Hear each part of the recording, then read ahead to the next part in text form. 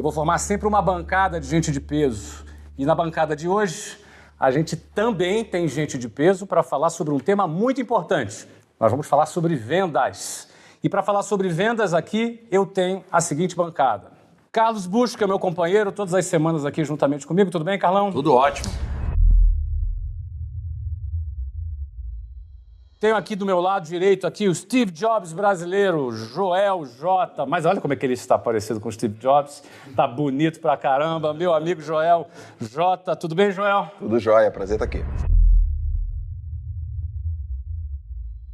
Joel J., ele é treinador de alta performance e empresário. Do meu lado esquerdo aqui, meu amigo Thiago Nigro, CEO do Grupo Primo e um dos maiores influenciadores de finanças e negócios do planeta. Não é fraco não, meu amigo. Tudo bem, Thiagão? Tudo ótimo, obrigado pelo Tudo convite. jóia, maravilha. Caio Carneiro, empreendedor, expert em vendas, best-seller, influenciador. Ele diz que é apenas um vendedor que deu certo.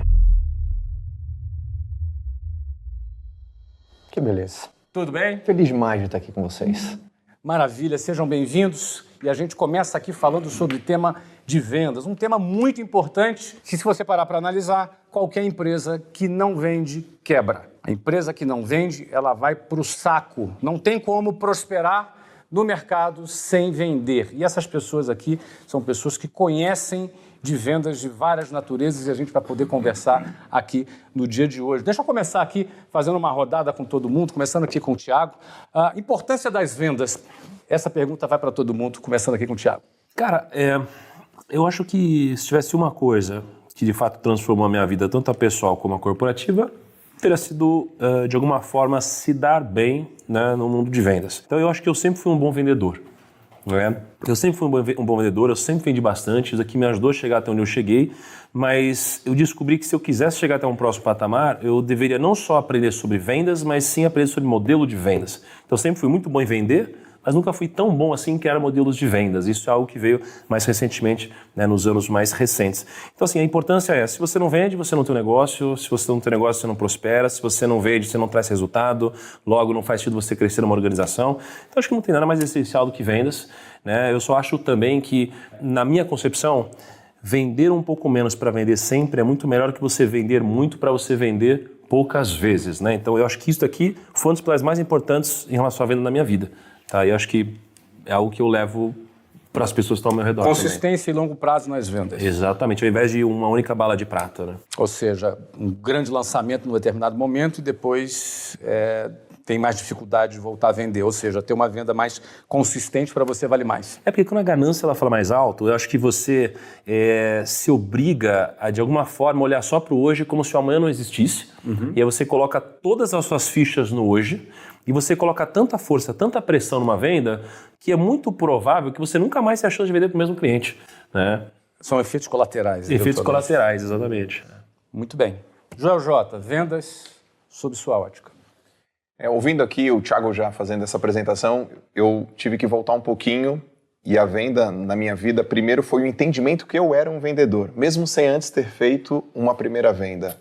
Então acho que a venda é uma coisa que a turma toda tem que entender que é simples e que é a primeira e única profissão que existe, porque a gente vende para o filho, vende para a equipe, a gente vende na faculdade, quando eu era professor na faculdade. Então, eu já era um vendedor. E a segunda coisa foi, a partir disso, eu vou fazer dinheiro com vendas. Eu tive que quebrar também uma crença depois. A primeira foi entender que eu era um vendedor e que todas as pessoas são vendedoras.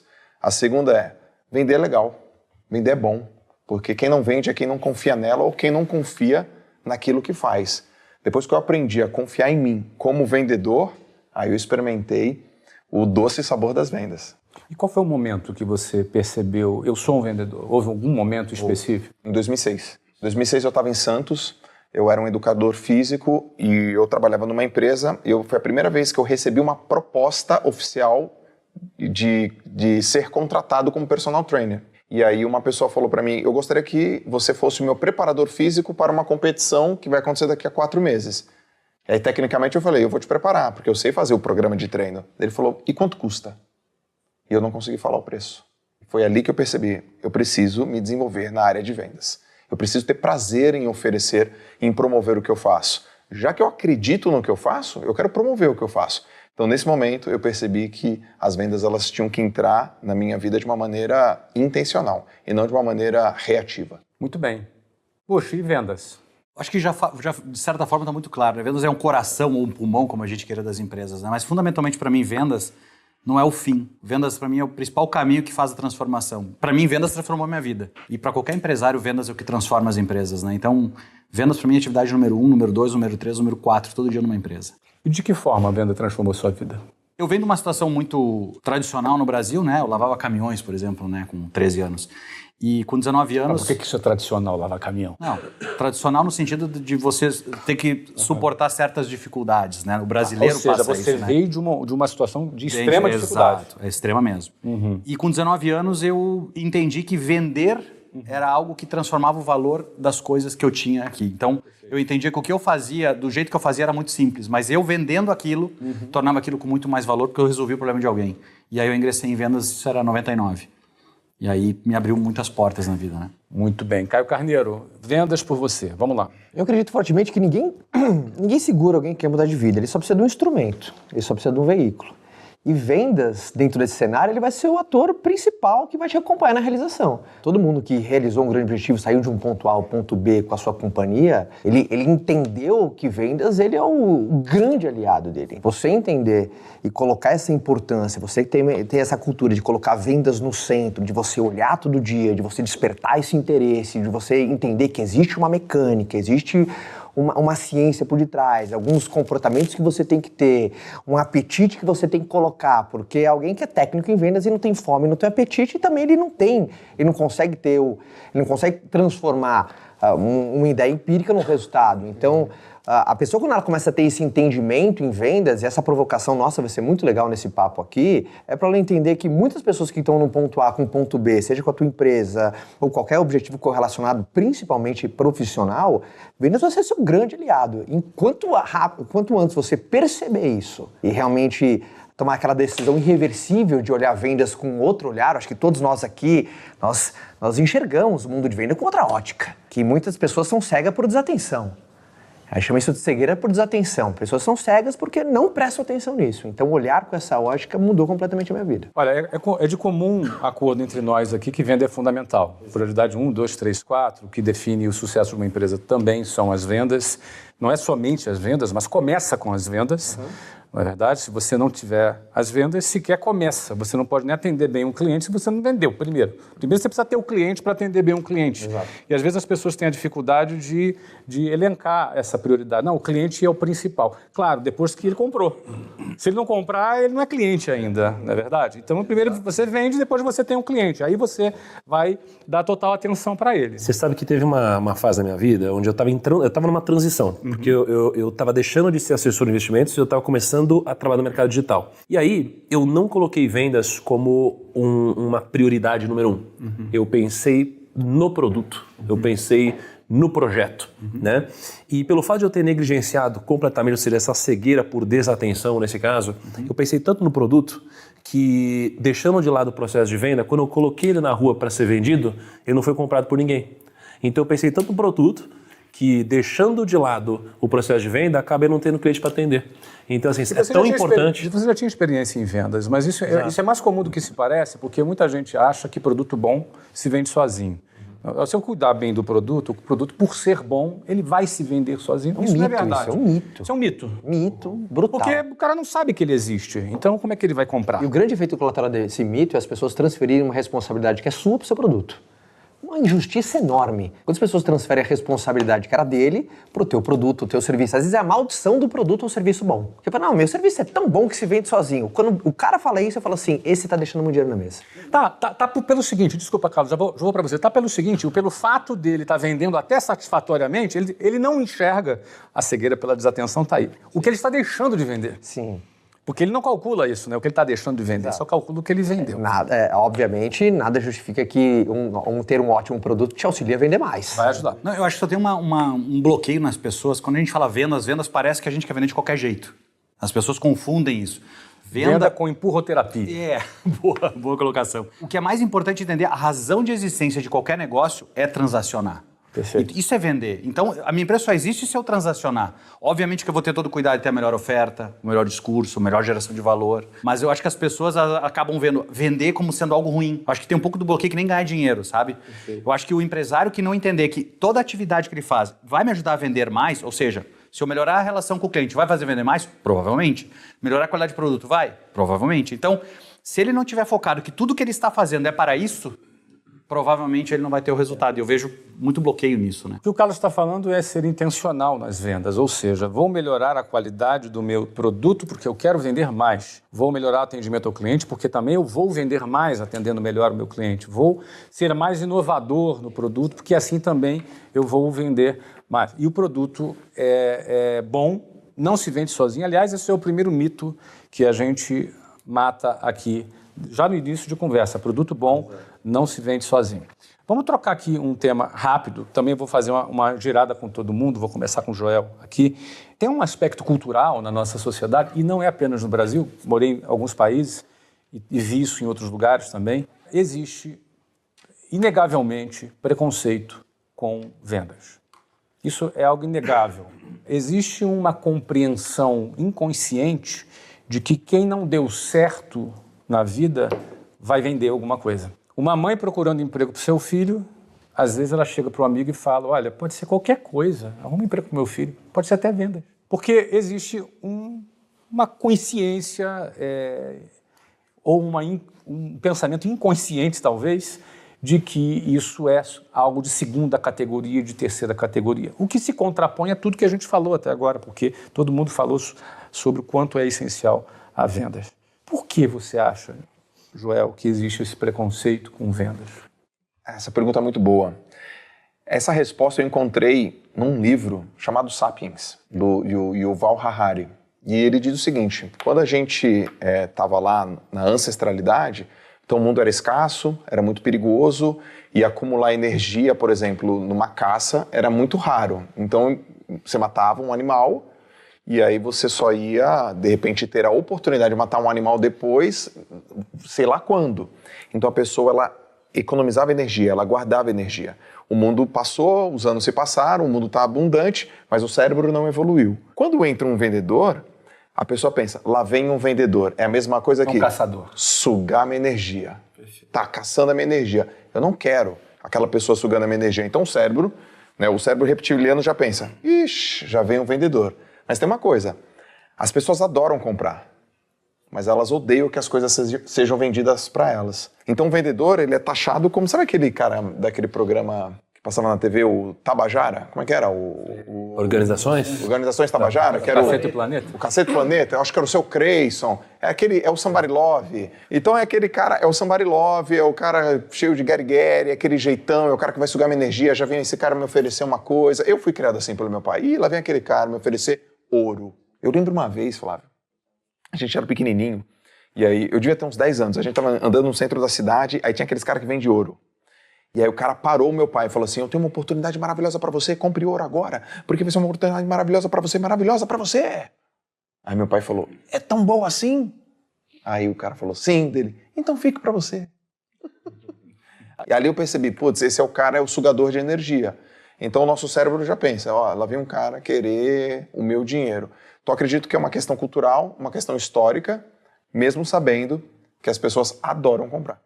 Você acha que possa ter uma origem religiosa, Tiago, uma vez de que a ganância, a vontade o desejo de enriquecer, as vendas, é o centro, né, do capitalismo? Olha, é muito interessante porque mesmo se tiver alguma origem religiosa, você vê que tudo que compõe o mundo religioso acaba usando muito dos motores e técnicas e modelos de vendas para propagar a própria religião. Perfeito. Não é? Então, assim, seria uma hipocrisia dizer que de alguma forma isso não tem algum tipo de conexão. Mas pensando um pouco nessa origem religiosa e olhando sob a ótica de Sapiens, né, que o João falou, eu estava pensando o seguinte, como tudo na vida que tem pouca barreira de entrada, aqueles péssimos vendedores, ou aqueles vendedores ignorantes, ou aqueles vendedores sem a mínima técnica, acabam muitas vezes, ou até desonestos, né?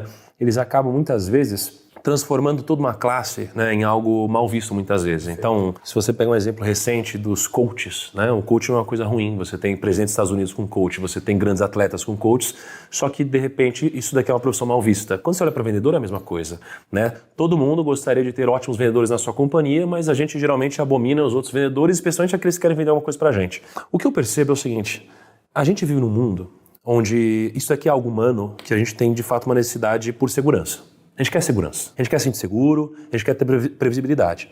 Só que eu vejo acontecendo, né, um movimento hoje onde as pessoas elas estão negligenciando responsabilidades e deveres e elas só querem direitos. Elas querem ter direito a tudo. Eu quero ter tudo, eu quero ter segurança, eu quero tudo isso. E a cabeça do bom vendedor não é uma cabeça de direitos, é uma cabeça de responsabilidades e deveres, porque o sucesso está na mão dele. Então, se ele vender, ele ganha dinheiro. Se ele não vender, ele não vai ganhar dinheiro. Aqueles que conseguem entender que você tem uma responsabilidade nesse mundo de multiplicar cada vez mais e que você pode vender, você pode ganhar muito dinheiro e você consegue aceitar um risco de perder, você acaba comprando também o risco de ganhar. Então, quando você decide virar um vendedor e você assume uma responsabilidade, você pode, inclusive, enriquecer. Então, eu acho que são duas cabeças. Exatamente. A possibilidade de perder e a possibilidade de enriquecer. Exatamente, desde que você abra mão desse pensamento de direitos e você entenda que você vive num mundo onde o resultado real não tem a ver com isso, sim com responsabilidades e deveres, né? Bush, você que também atua aí com vendas por tanto tempo, o Thiago falou sobre o desejo das pessoas de buscarem segurança. E às vezes abrindo mão de sua liberdade. Você também já gerenciou times de vendas. E é muito comum em time de vendas você ter bônus, você ter prêmios, você ter o cara ter acesso a ganhos muito acima da média. Você já deve ter visto gente trafegando nessa carreira de vendas que fracassou e gente que deu certo. Esse cara que deu certo é o cara que buscou mais a liberdade do que a segurança? O que eu mais vi nesse mundo de vendas de gente dar certo é quem entendeu que vendas é uma soma de pilares, né? Porque a gente tem também um outro dogma na sociedade que vendedor bom é aquele que nasceu falante ou que tem um dom de se comunicar, coisa que a gente não precisa nem explicar. Esse é outro mito, então, para a gente derrubar. Eu não sei, mas para mim é evidente, né? Com certeza. E quando a gente fala de liberdade e segurança, o que acontece muitas vezes as pessoas elas inverterem a ordem. Quando a gente está trabalhando com vendas, a gente está servindo alguém. A gente não está nos servindo. Só que a gente vai entender que vendas como eu falei antes, é uma transformação, para mim foi, o Caio acho que colocou mesmo na mesma linha.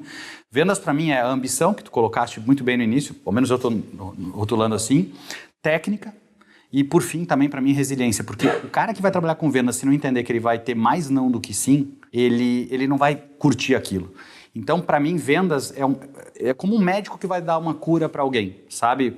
A sensação de ver que tu está fazendo alguém melhorar, para mim, vendas é isso. Se eu trabalho com vendas, eu entendo o que eu posso vender, como eu vou melhorar a vida de alguém, eu vou ter sucesso em vendas.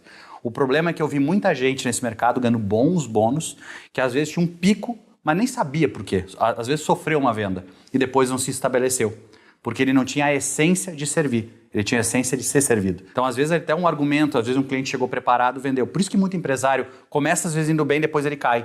Porque ele não entendeu o que ele está gerando de valor, ele só entendeu que eu quero te vender esse copo de água. E ele vai empurrando, sei lá, se daqui a pouco eu pego um cara, com sorte eu vendo, mas eu não vou ser perene. O Thiago falou, não tem barreira de entrada. Mas por que pouca gente se dá muito bem em vendas? Porque pouca gente se dá o luxo de treinar muito, de viver o processo, de evoluir, de buscar conhecimento, né? Desculpa que eu me estendi, mas eu acho que não é um pouco da minha linha como eu vejo. Estenda-se à vontade. Você aqui é parte do meu conselho. Não, cara, eu vou aproveitar. Eu posso antes de você mudar de assunto? Pode. Não, eu vou só complementar. Aqui Tá dele. bom, não, beleza. Ou você quer falar alguma coisa? Fica à vontade. Eu tô pensando na pergunta que você me fez ainda e eu refleti um negócio agora. Então volta aqui, cara. Você tá perguntando sobre ter uma origem religiosa em venda? Perfeito. Eu acho que os religiosos são os melhores vendedores. Os religiosos, eles têm fé.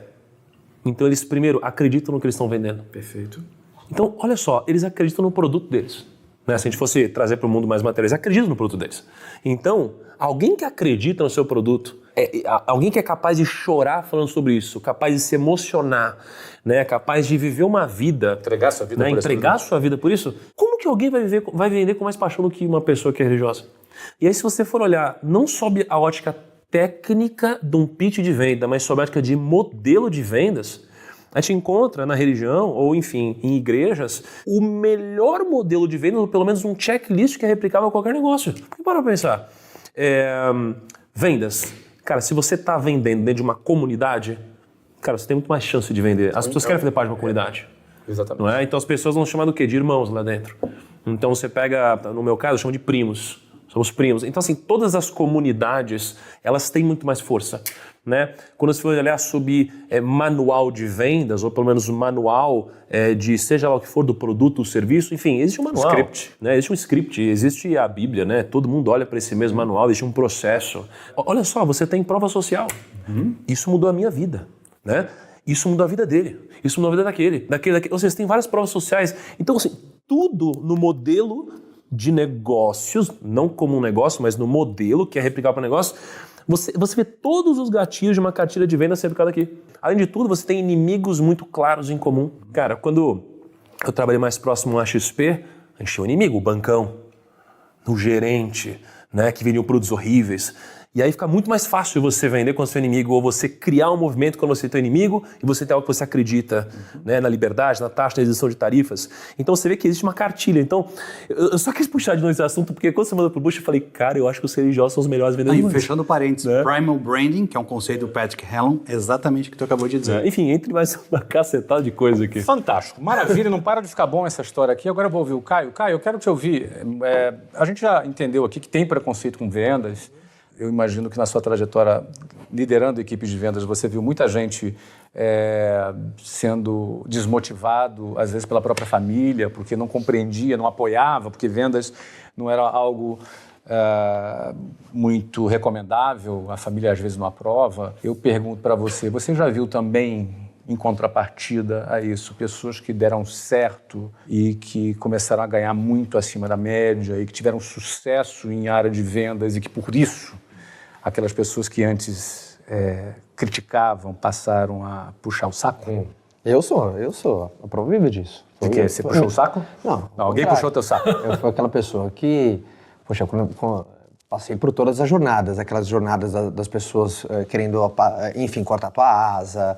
Eu acho que todos nós passamos aqui em uma determinada carreira. E é muito legal a gente ter em mente, principalmente por conta disso, né, que é muito inspirador quando você vence, e aí fica nítido esse terceiro, que quando o Bush fala resiliência, que às vezes é muito abstrato pra galera, que a gente fala controle das emoções. Ele fala, pô, na prática, o que é isso, o controle das emoções? Por que precisa? Por que precisa? Porque vendas, ela vai despertar algumas sensações que geralmente um ser humano adulto quer silenciar, porque você vai ter que... É uma atividade que busca o contato, o confronto, a exposição, você lida diretamente, é como se fosse o médico, você vai lidar com sangue.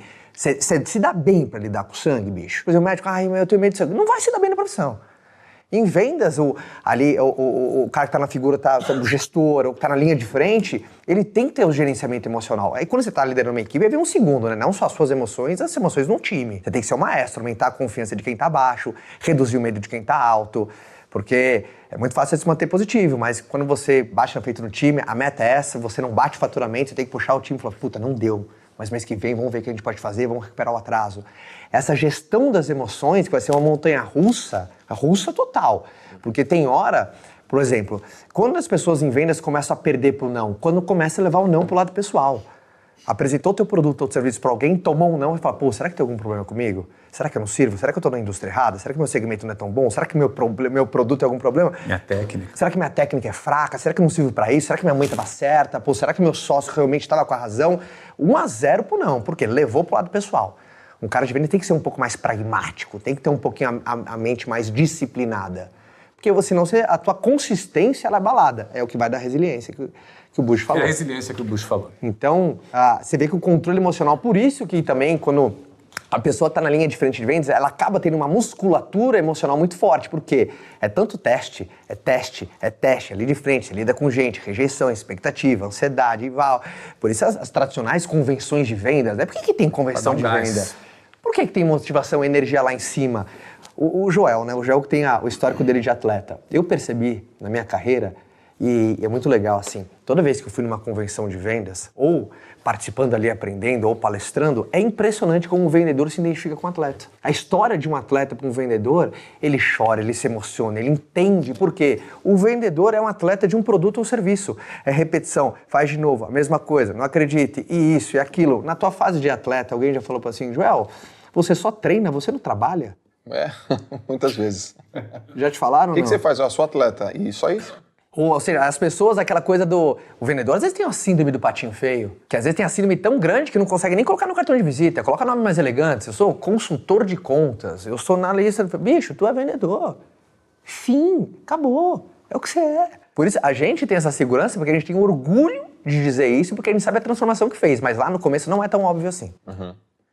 Ninguém bate no peito, às vezes com 19 anos de idade, fala, eu sou vendedor. Mas é fácil falar... Mas por um certo medo e uma censura da opinião pública. Totalmente. Da aceitação social. Totalmente. Que rejeita. Sabe por quê, Flávio? No final das contas, você está disposto a posicionar um produto, um serviço no mercado, você tem que estar disposto a ter uma baixa da sua aceitação social. Fim, acabou, é assim. Você vai começar uma parada nova, vai começar a oferecer para alguém alguma coisa, tá com um serviço novo, abriu uma empresa, serviço acreditando, vai começar as primeiras prospecções.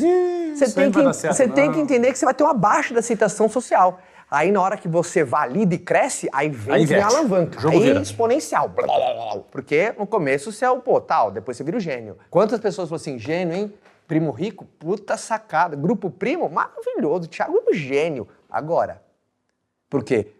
Uma máquina de vendas, hoje o grupo. Então sempre é esse contraponto. Eu percebi isso no pego. Bom, antes da gente continuar, tem muita coisa ainda para a gente falar com essa turma. Esse conselho, essa bancada aqui tem muita autoridade para falar sobre vendas. Eu vou fazer um rápido resumo. Aqui o Bush colocou muito bem colocado.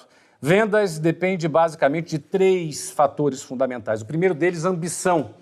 O que é ambição? Ambição, primeiro, é uma palavra que foi demonizada por muitas pessoas, porque elas confundem ambição com ganância. Ganância é uma coisa, ambição é outra. Ambição é fome, apetite. Então, quem não tem apetite não vai aguentar a quantidade de nãos que vai ter. Então, ele já morre aí. Ambição é ingrediente número 1 para você vender com sucesso na sua empresa. Número 2, você precisa de técnica. Vendas não é para quem tem dom. Isso é um outro mito que a gente derrubou aqui. Não é para quem nasceu para vender. Eu tenho dom, eu falo bem. Não. Não é isso. No meu time de vendas tem gente que é tímida, tem gente que é retraída, tem gente que não fala nem tão bem. Por quê? Porque ele tem técnica. Vendas é processo de vendas. O processo de vendas, a técnica de vendas, isso se aprende, isso é treinável. Então, é muito importante você ter técnica. E número 3, o Bush falou resiliência. Resiliência é um dos elementos do que a gente chama de habilidades emocionais. Gestão das emoções é fundamental para quem vende. E o motivo é muito simples. Você, para vender, vai levar muito não. Para vender, muita coisa vai dar errado. Vai dar mais errado que certo em vendas. Mas você confia na estatística de conversão. E para você surfar essa estatística, você precisa ser um cara muito convicto, muito forte. Uma resiliência muito grande, um foco, uma determinação muito grande. Ou seja, gestão das emoções. São os 3 pilares de vendas. Ambição, técnica e gestão das emoções. Agora a gente faz o seguinte, todo programa a gente tem aqui algumas perguntas.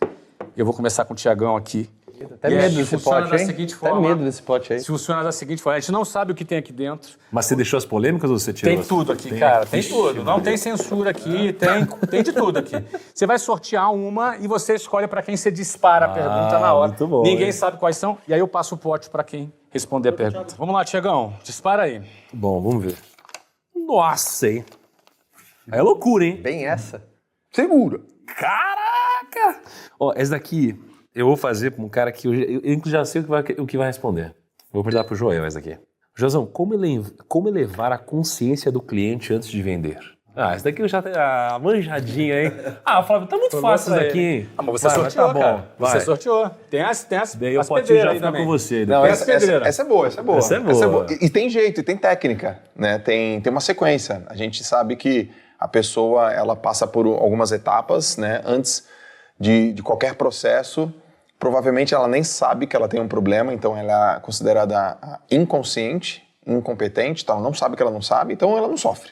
Esse cara tá de boa, ele tá tranquilo, porque ele nem sabe que ele tem aquele problema. Eu sempre dou exemplo, por exemplo, do pai ou da mãe que são obesos, sedentários e que não sabe o quanto que isso influencia na vida dos filhos. Aí eu falo, olha, não sei se você sabe, mas o fato de você ter uma vida, um estilo de vida desregrado afeta em 56% a sua filha e a chance dela ser obesa também. Ele já não é mais agora um cara que tá tranquilo.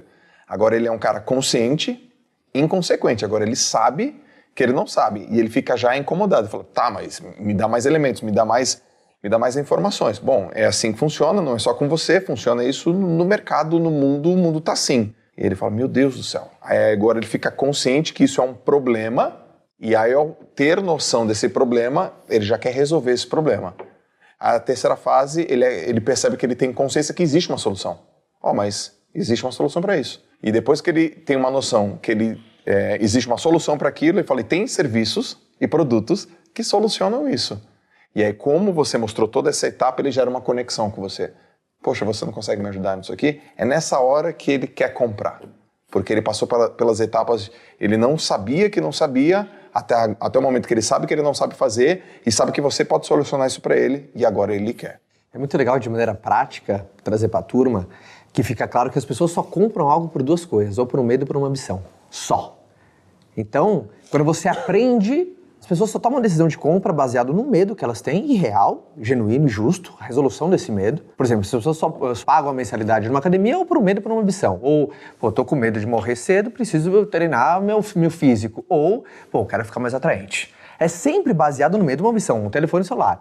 Às vezes o cara compra um telefone porque às vezes, não posso ficar sem me comunicar com meus filhos.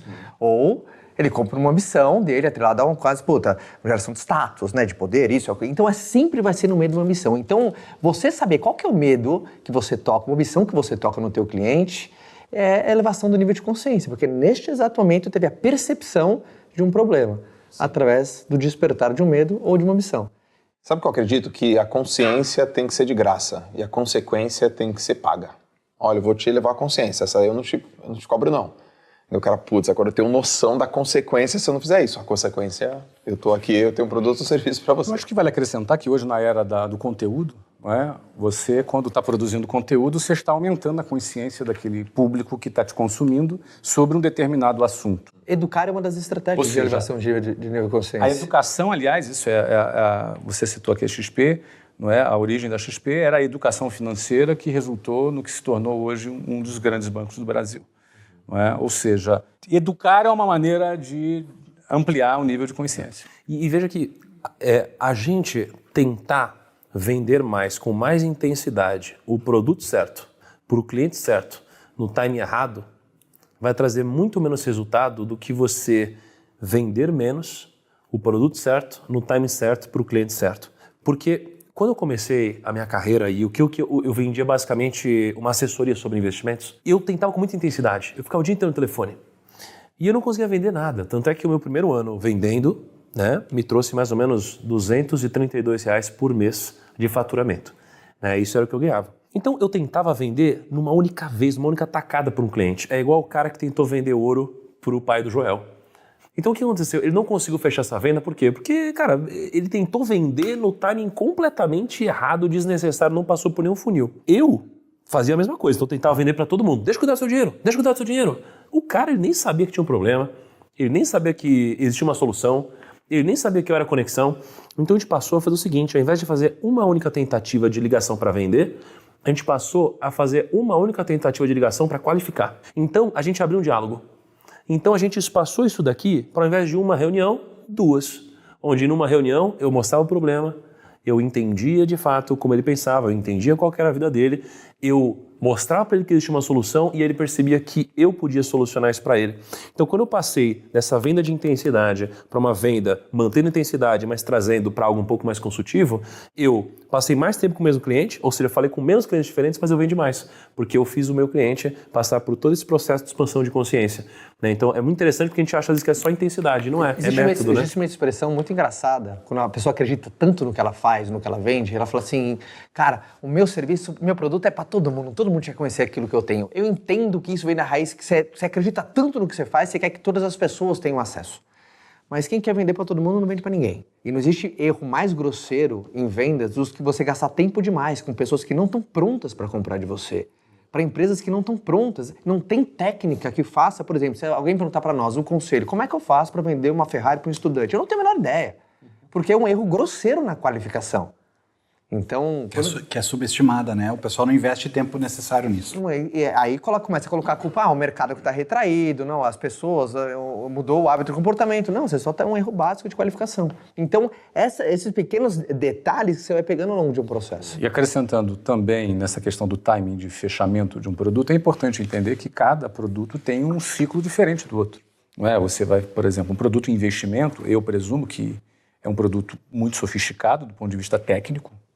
O cliente não vai compreender 100% da solução que você vai entregar para ele, porque ele precisaria fazer um curso de finanças de alguns meses para poder compreender a complexidade que tem esse produto. Porém, ele precisa compreender algumas coisas. Primeiro, uma lógica inicial acessível a um leigo, tipo o processo em que meio você vai fazer o investimento. Ele tem que ter uma compreensão básica, mas ele precisa ter confiança, porque ele vai botar o dinheiro dele na sua mão.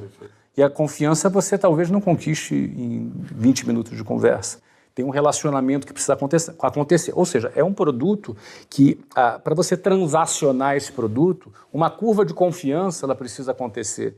Então, quanto mais, por exemplo, você querer fazer uma ligação para fechar na hora um cliente de investimento financeiro, muito provavelmente você vai perder a confiança dele, porque esse cara está afoito demais, querendo... como assim? Eu não confio nesse cara ainda, por exemplo. Aconteceu isso essa semana comigo. Ah, é? Com qual produto? Exatamente. Então me conta. Exatamente isso. Eu quis comprar um quadro, para minha casa. Eu vi um quadro na casa de um amigo pelo Instagram, eu falei, legal, manda mensagem, me manda o contato desse rapaz que eu quero falar com ele. E aí eu fui falar com ele, gostei do quadro. E ele foi tão afoito que eu...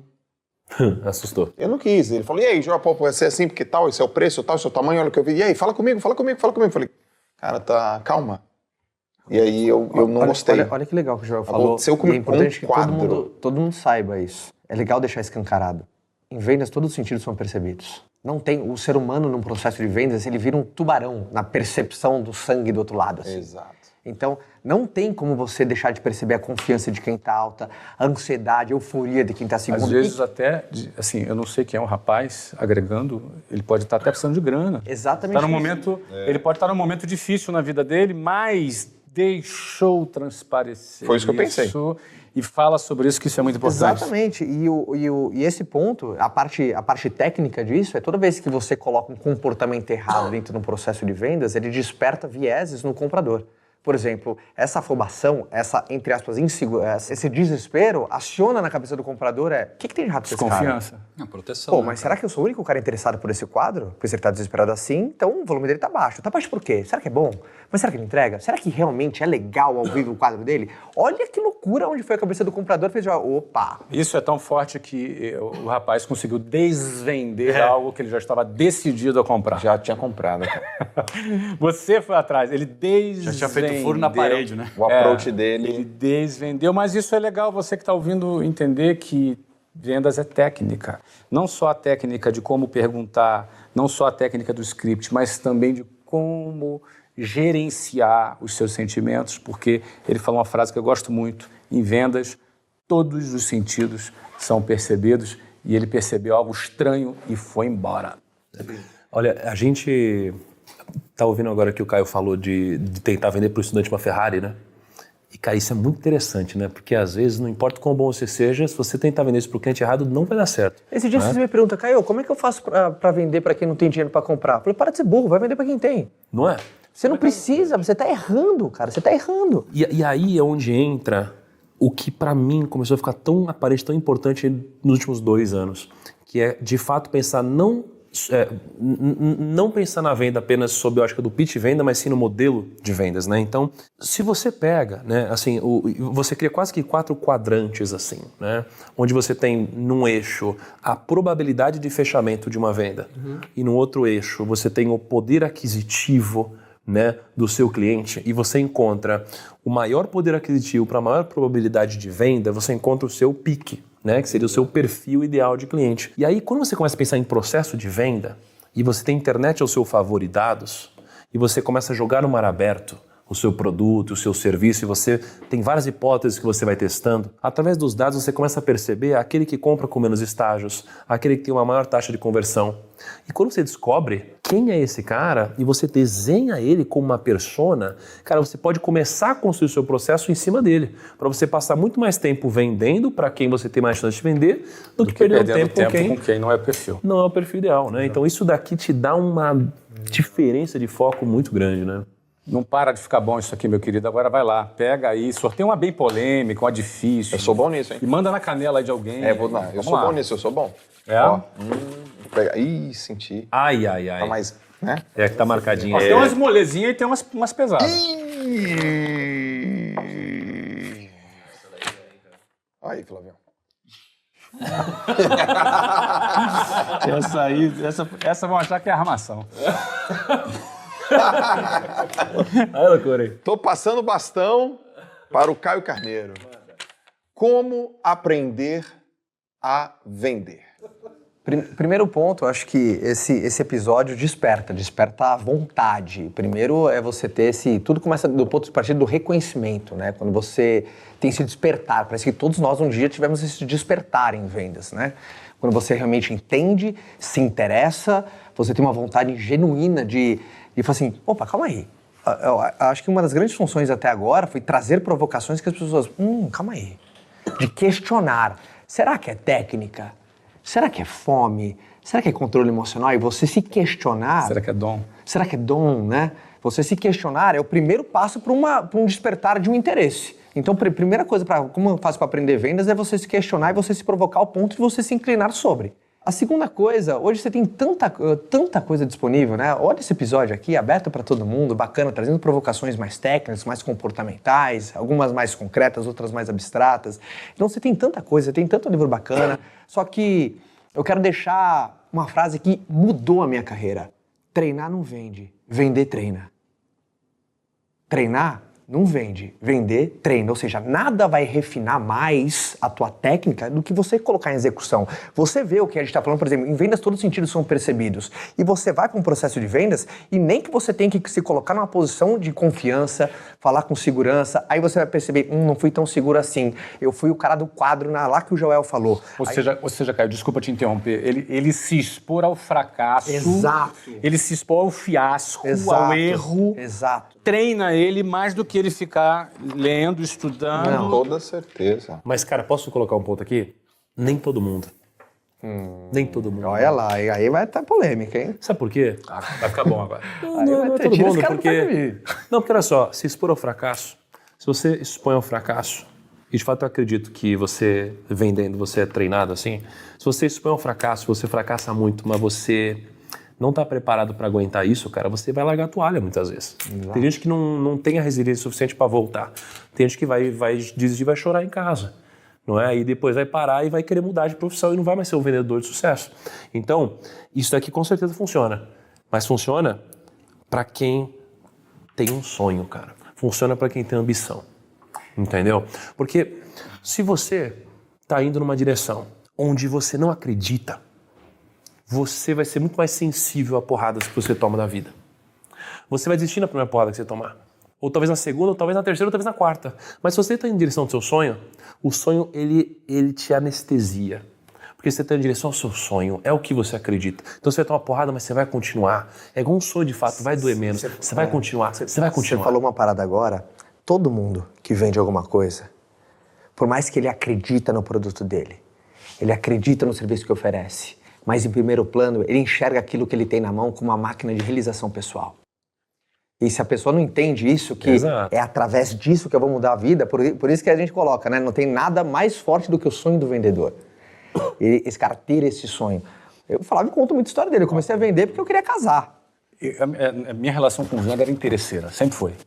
Porque eu entendi que venda ia dar aquilo que eu queria. Mas olha só, eu concordo com o que você falou e concordo com o que ele disse também. Parece contraditório, mas não é, e eu vou explicar por quê. Vender é um processo seletivo. Exatamente. Vender é um processo seletivo. Então acaba juntando as duas visões, Junta as duas né? coisas. Infelizmente, vai ter o cara que vai para casa e vai desistir do sonho dele. Isso é inevitável. Aliás, a maioria vai desistir do seu sonho. A maioria vai para casa chorar debaixo da cama. Porque vendas ele é invariavelmente um processo seletivo, porque ele pode estudar, decorar o script, saber tudo. Na hora que ele vai colocar em prática, ele vai errar. E o fracasso vai fazer parte de grande parte das investidas de um vendedor, invariavelmente. Eu fracassei várias vezes, você fracassou várias vezes. Aliás, você começou contando o seu fracasso. E esse cara não vai assumir a responsabilidade do erro e vai em busca do direito. Então, essa é a cabeça que vai acabar. Então, infelizmente, assim, é fato o que tu falou, é fato também o que o Nigro disse, e a explicação para que essas duas coisas não sejam contraditórias é que vendas, ele é um processo seletivo e ele separa o cara que de fato tem um sonho para buscar daquele cara que na quinta dificuldade ele joga a toalha. Muito bem, você perguntou para Caio, então vai para você. Pô, tira uma aí que não seja tão marmelada, Caio, por favor. Essa vai pro Thiagão. O cara fica rancoroso, né? Rancoroso. Rancoroso. Entendi, vingança. Thiagão, puta, essa é forte. Qual é o maior erro do vendedor? O maior erro do vendedor é você sobrevender o seu produto ou o seu serviço, cara. É o que o Joel falou. Porque eu lembro de uma história de um cara que ele entrou uma vez numa concessionária para comprar uma Porsche ou algum carro desses, assim. Ele estava decidido a comprar. E aí, o vendedor não teve a percepção, a sensibilidade de entender que ele já tinha comprado o carro. Ele ficou querendo super vender o negócio. Não, mas olha a velocidade e tal. Não, beleza. Não, mas olha aqui, mas a cor, que lá. Ele falou, cara, tá bom, e foi embora. Então, cara, assim, você querer vender demais, você tem que ter uma sensibilidade como vendedor, de você não acelerar demais na hora errada, né? Você também não fazer o oposto. Então, acho que isso daqui é um grande erro, tá? Talvez o maior. Agora... Talvez fosse não ter a leitura do cliente, né? A sensibilidade, né? Talvez não fazer pergunta. Já aconteceu comigo também. Já aconteceu com você? Tô percebendo que eu sou um belo de um cara com... Eu gosto de comprar. Eu gosto muito de comprar. Meu primeiro imóvel foi assim. Você já estava decidido? Eu entrei, era um imóvel que eu casei, comprei um imóvel, era uma casa. Eu acho que se eu falar aqui, o cara vai saber que é ele. Não vou dar tantos detalhes, Foi meu imóvel que eu entrei e, cara, acho que em 10 segundos eu decidi. Você vai ter o cara do quadro pegando o teu pé também daqui a pouco. Esse cara do quadro sabe que é você, mas ele Deixa entendeu. eu dar um recado pro cara do quadro. Cara, um conselho eu vou dar pra você. Não, na boa. Aprenda com isso. Não. Primeiro, você aprendeu aqui sobre tudo isso. Segundo, o seguinte, se fosse você, ligava para o Joel amanhã e pede para ele uma segunda oportunidade e depois você entra em contato comigo para dizer que vendeu esse quadro. E pagar a comissão. Não precisa. A comissão fica por conta. Fica por conta. Eu até sei o que você deve dizer nessa hora. Fala Opa, treina ele assim, aí, vai lá. Joel, primeiro vi o episódio, obrigado pelo feedback. Ah, golaço. Se fizer assim, vou comprar 2. Não fica ofendido. Obrigado pelo feedback. Eu não tratei você do jeito que você merece, mas eu queria muito uma segunda oportunidade para te mostrar como um profissional da minha área faz. Boa. Posso? Faz isso. Dá detalhes da casa, que a gente vai dar uma consultoria pro cara da casa também. Vai lá. Não, quando eu comprei minha primeira casa, nosso primeiro imóvel, eu entrei junto com a Lalas e eu decidi em 30 segundos. 30 segundos. Eu entrei e falei... E me calei. Falei, comprei. É aqui. E aí a Lalas ainda precisou de um pouquinho mais de tempo, ficou aquele negócio todo, e aí o cara chegou, falei, e aí, gostou? Falei, gostei. É nossa. Deu o cara, mas qual que é o objetivo de morar aqui e tal? Nossa! Voltou uns 10 passos Ele para tinha trás. 50 perguntas para responder no CRM, né? Não esqueceu. Eu falei, não, é nossa. Apertou o piloto automático. Não, a gente quer tal. Mas, e legal, gostaram. Não, a gente quer a casa, é nossa. O objetivo da... E ele ficava, acho que ele não entendeu. Eu não sei o que aconteceu.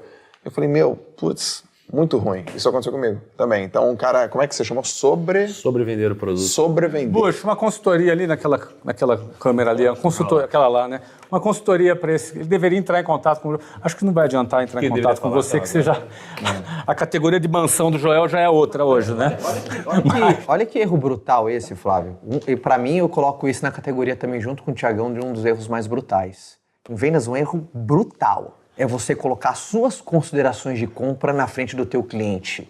Não importa por que você acha que outra pessoa tem que comprar aquilo que você tem. O que importa são as razões delas. Quantas pessoas às vezes nos vendem baseado nas suas razões? Cara, você tem que comprar esse apartamento porque esse apartamento é maravilhoso, na melhor zona de São Paulo. Esse apartamento é um apartamento com acústica impecável. Bicho, eu só quero um apartamento grande porque eu tenho 3 filhos para de área de lazer.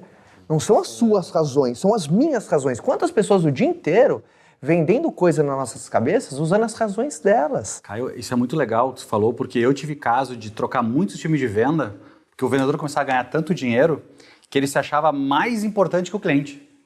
Então ele ia querer vender, tipo, ele tinha as opiniões já formadas, esse produto já, né? É aquele vendedor de carro, o cara vendia carro básico.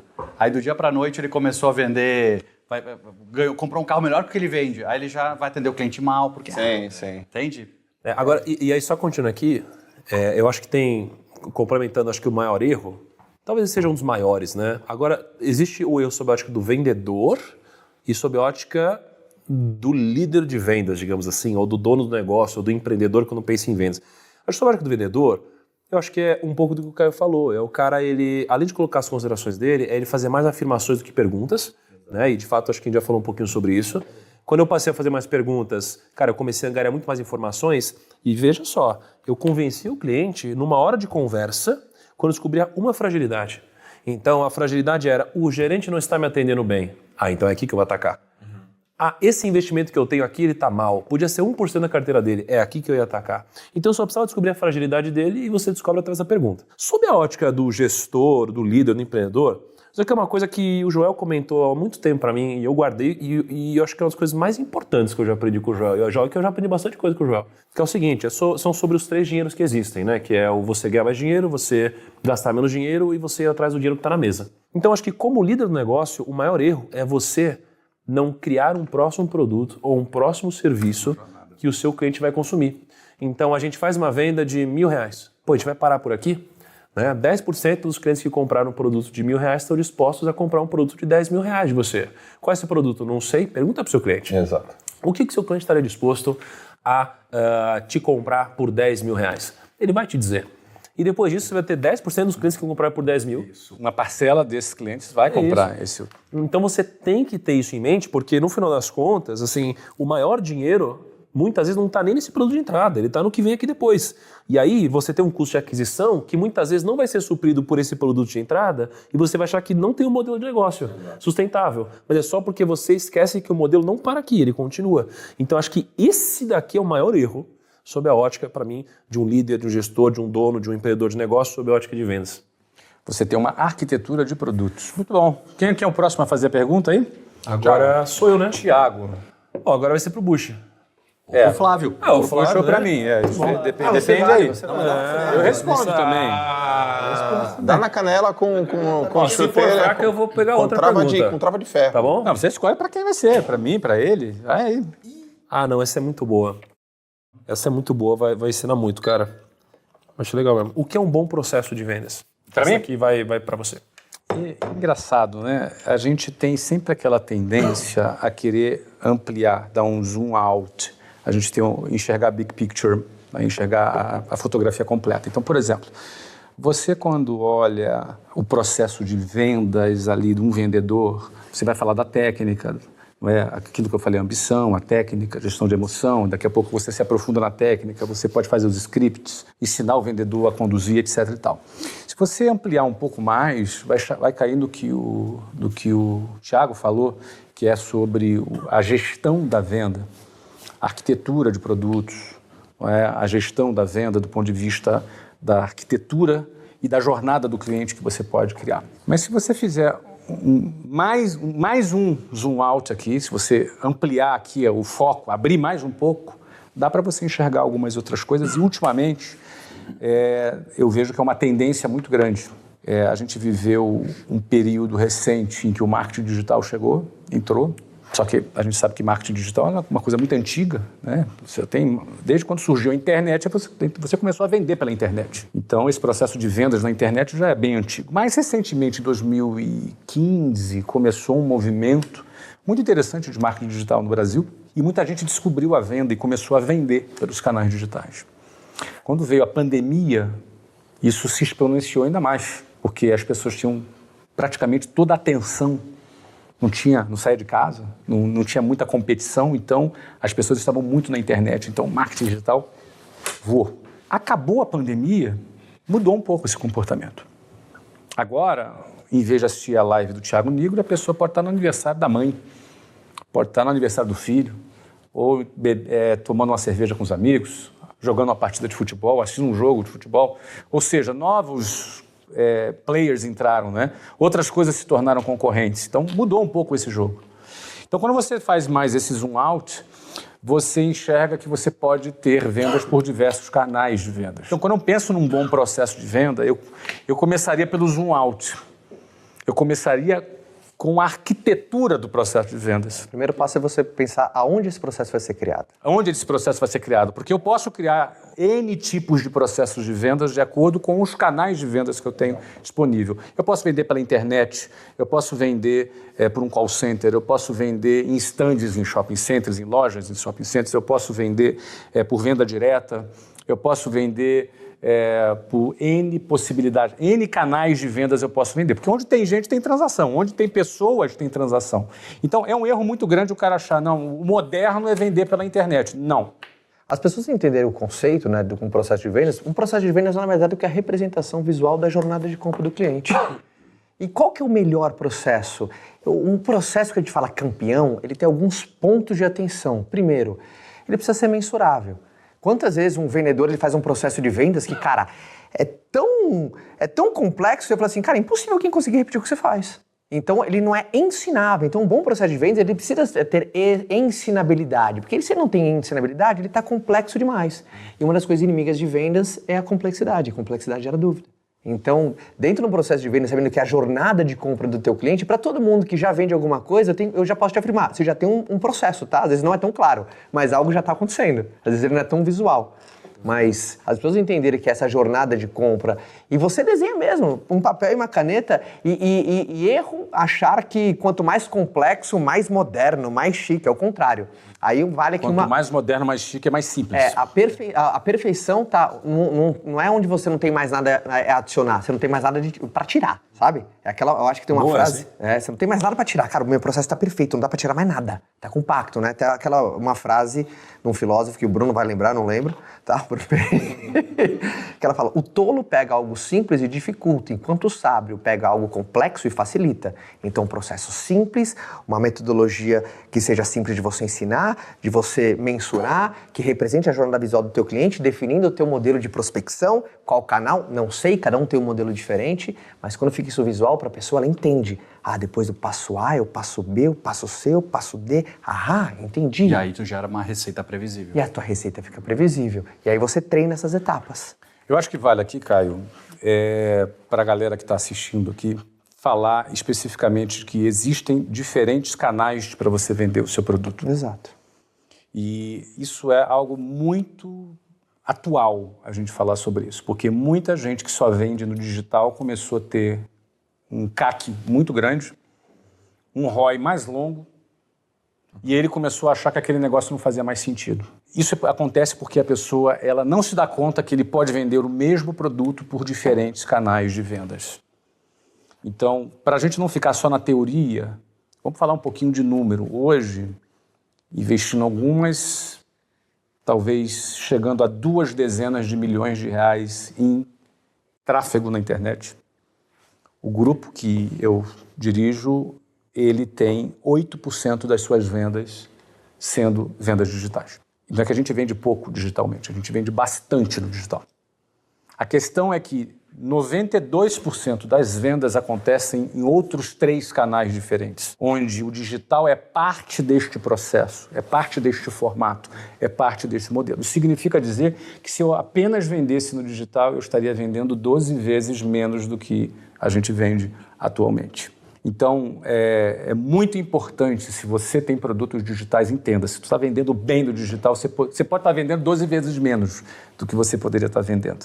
O que é bom pode ser 12 vezes menos se você estivesse atuando e vendendo em outros canais de vendas.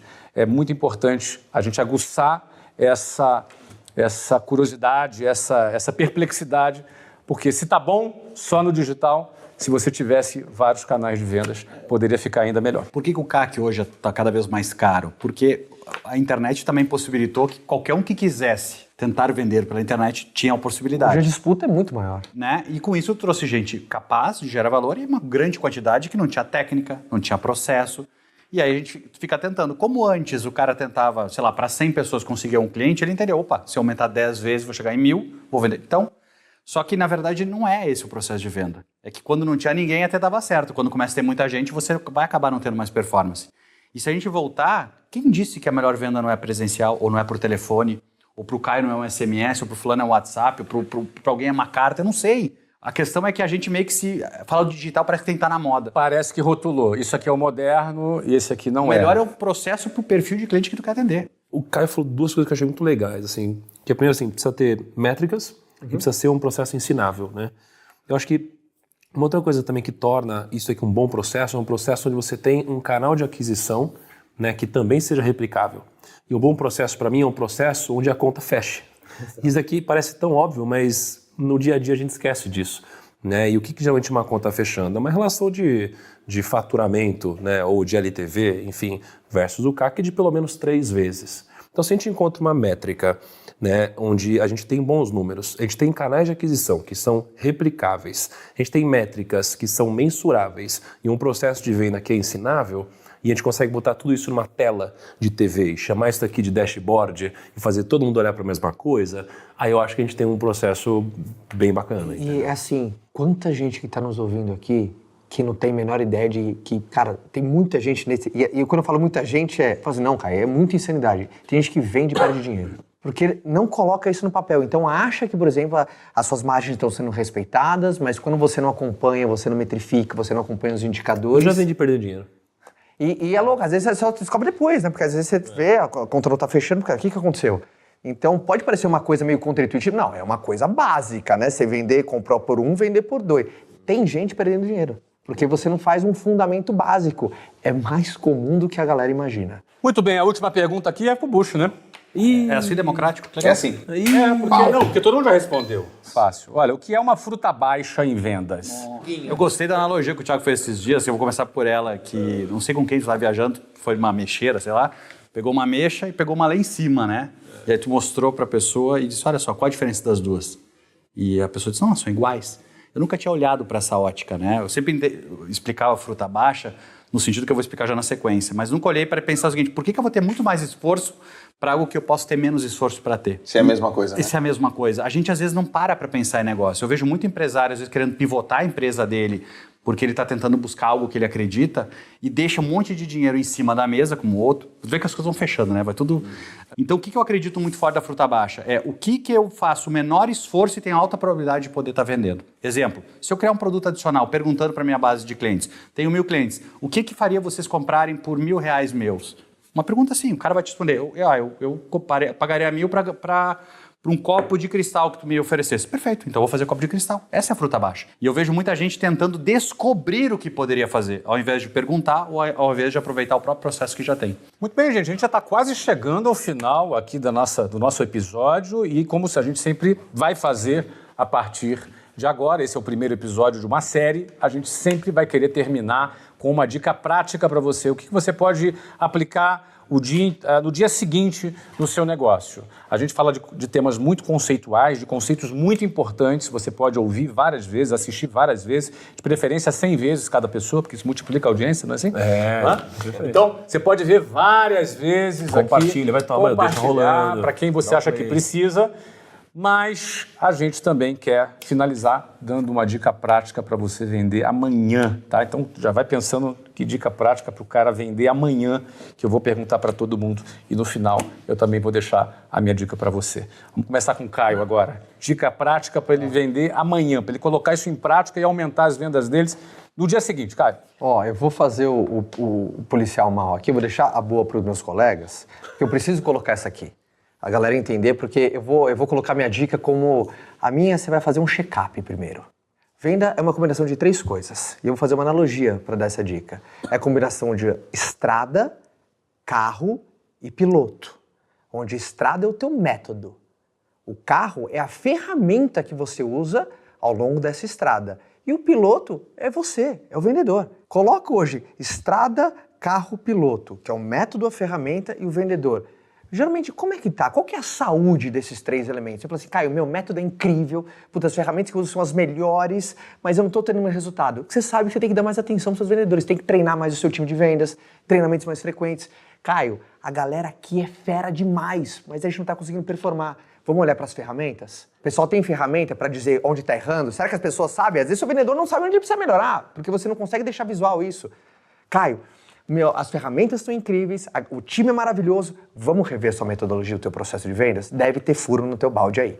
Ou o teu processo está desconexo, alguma coisa precisa mudar. Então você fazendo esse check-up depois desse episódio, vai falar assim, uau! Ela vai te dar luz onde você precisa atacar. Atacou, vai vender mais. O que não é mensurável não é gerenciável. Né? Perfeito. Muito bem, Caio, obrigado. Obrigado. Uma dica prática para a pessoa refletir, pensar e analisar, fazer um diagnóstico excelente. Joel, uma dica para o cara vender amanhã, botar em prática e vender amanhã. Bom, eu não disse ainda o que mudou minha vida, né? Então, a dica junto com uma frase que mudou minha vida. A dica é, se transforme num perguntador de alto nível. Uma vez eu ouvi uma frase que mudou minha vida e aí eu adicionei algumas coisas nessa frase, ela ficou um pouquinho comprida, que é assim, ó. Quem fala primeiro perde, quem pergunta melhor ganha, a melhor história sempre vence. Então, se você se tornar um excelente perguntador, você vai vender. Então, talvez esteja faltando perguntas de real motivo para você oferecer o produto ou serviço que a pessoa quer. Pergunte mais. Muito bom, Joel, muito obrigado. Bush, qual é a sua dica prática para o cara sair daqui desse vídeo e já sair vendendo? A gente podia pegar desde aspectos operacionais, do tipo, seleciona 5 clientes que tu vai pegar o telefone e vai ligar, fazer uma oferta diferente, vai perguntar diferente. Né? Que às vezes a gente não se permite, parece que é feio fazer isso, né? Tem preconceitos de fazer isso. Eu sou feio todo dia. É. Mas é verdade, né? Às vezes a gente podia fazer isso todo dia. Eu trabalhei com grandes empresas que o presidente ia todo dia de manhã 5 ligações para fazer às 8h30 da manhã para fazer isso. Porque o exemplo não é a melhor forma de ensinar, né? É o único, né? Que a gente coloca. Mas se eu fosse colocar numa frase, eu colocaria que é para as pessoas serem mais interessantes e menos interesseiras. Acho que se eu for interessante, como o cara do quadro, ele estava mais interessado do que querer ser interessante. Coitado do cara do quadro, né? Mas ele vai pegar as tuas dicas e vai... Tá na mão dele. E aí, Tiagão? Cara, acho que eu vou falar 4 coisas práticas. Talvez algumas sejam um checklist, talvez outras sejam novidades.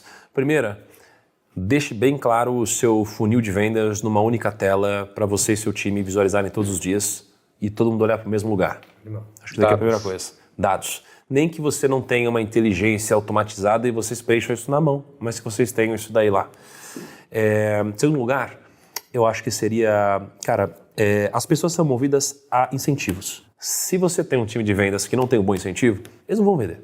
Porque o vendedor, uma vez você mesmo me disse, o vendedor ele precisa ter a chance de mudar de vida vendendo.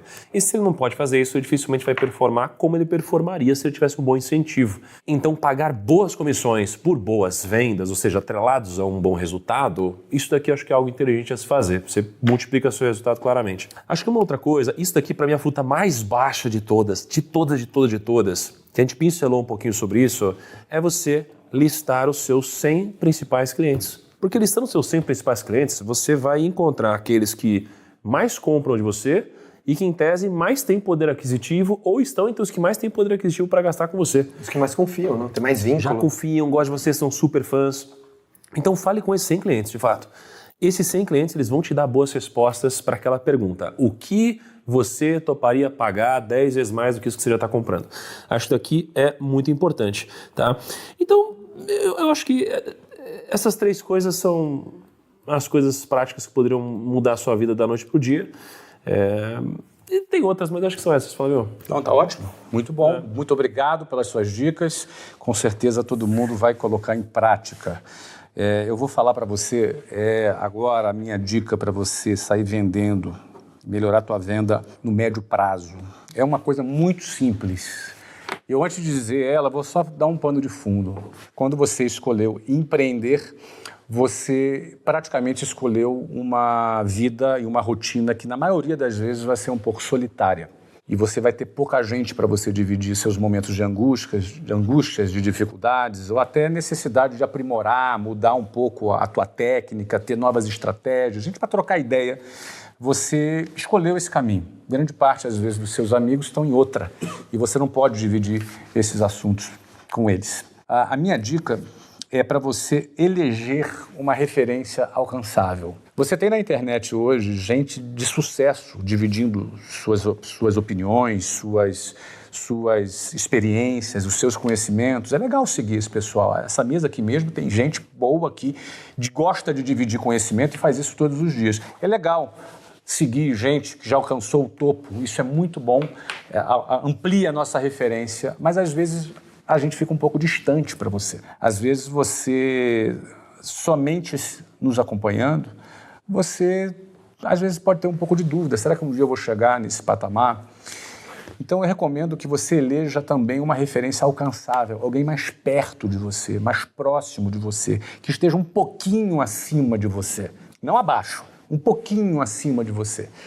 E eleja essa pessoa, escolhe essa pessoa, e essa pessoa você não vai só acompanhar em rede social.